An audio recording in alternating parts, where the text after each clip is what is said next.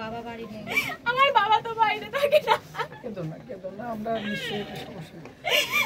আমার যে মা চলে গেছে, আমি কি করে শান্ত হব? আমি যে মা বলে ডাকতে পারছি না কাউকে। আমার ভাইটা ছোট।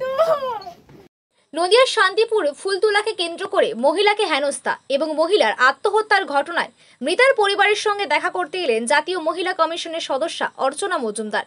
এদিন নদিয়ার শান্তিপুর হরিপুর অঞ্চলের নৃসিংহপুর মধ্য কলোনি এলাকার মৃত সরস্বতীদের পরিবারের সঙ্গে দেখা করতে আসেন অর্চনা মজুমদার। এদিন রানাঘাট লোকসভা কেন্দ্রের বিজেপি সাংসদ জগন্নাথ সরকারও মৃতার বাড়িতে এসে পরিবারের লোকের সঙ্গে কথা বলেন।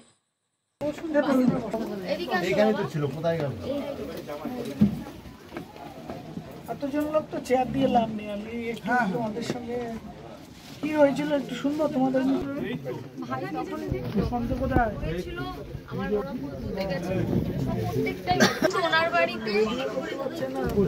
ওনার বাড়িতে সেদিনকাই ফুল তুলতে গিয়ে রাস্তার কাছে দুটো ফুল নিতে গেছে, আমার মাকে ধাওয়া করেছে, ওরা আমার মাঝে বাথরুমে দাঁড়িয়ে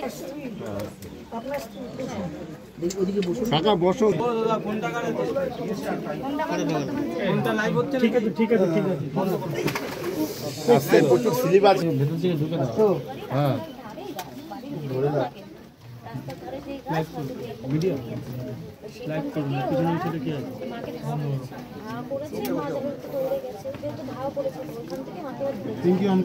চুলের মুঠি ধরে নিয়ে এসে মেরেছে, মেরে আবার বেড়েছে, আবার কান ধরে উঠবাস করিয়েছে। ঠিক আছে, তারপরে যাই হোক ওখানে হলো দিয়ে মা বাড়ি এসছে, আবার আমাদের বাড়িতে অঙ্গনওয়াড়ির স্কুল বসে, তখন আবার এখান থেকে জল আনতে উনি এসে আবার এসেছে, এসে ওই লোকের সামনে চিল্লিয়ে মিলিয়ে যা না তাই বলেছে তোকে এবার যদি ঘুরতে যাস তোর আঙুল আঙুল কেটে রেখে দেবো। আর আমি আমার ভাইয়ের সামনে বলেছে সিভিল পুলিশ হচ্ছে, সেটা রাত্রেবেলা বলে, রাতে এসে ওরা রাত 1:30, তখন তো সারাদিন আমার মার উপর টর্চারিং করেছে। তারপরও আমার মার ভাই বাড়িতে সবার কাছে বলে সবার কাছে বলেছে, জোর ধরেছে, সবার কাছে বলেছে, বাড়িতে এসেও সারাদিন আমার মার উপর টর্চারিং করেছে। তারপর রাত্রেবেলাতেও রাত 10:30, 11টা শাসিয়েছে। আমার ভাই বলছে তোমরা আমার মার সাথে এরকম করছো কেন? আমার মা কি করেছে? আমার মাকে ভাইকে বলছে তুই জানিস আমি কে?